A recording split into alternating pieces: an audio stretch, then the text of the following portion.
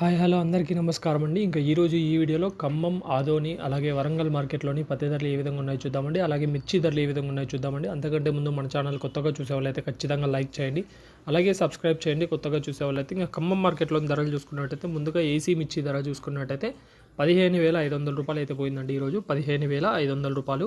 ఇంకా అలాగే పత్తి మార్కెట్ చూసుకున్నట్టయితే ఖమ్మం మార్కెట్లో ఎక్కువ కొనుగోలు వచ్చేసి 6,500, 6,600 ఎక్కువ నడుస్తున్నాయండి. పత్తి కొంచెం డిమాండ్ అయితే తగ్గింది, ధర కూడా తగ్గిందనే చెప్పుకోవచ్చు. 6,900 రూపాయలు అయితే గరిష్ట ధర జెండా పడేశారు. 6,900 రూపాయలు గరిష్ట ధర. మంచి డీలక్స్, సూపర్ డీలక్స్ క్వాలిటీస్ ఉంటే మాత్రం 6,900 వేస్తున్నారు.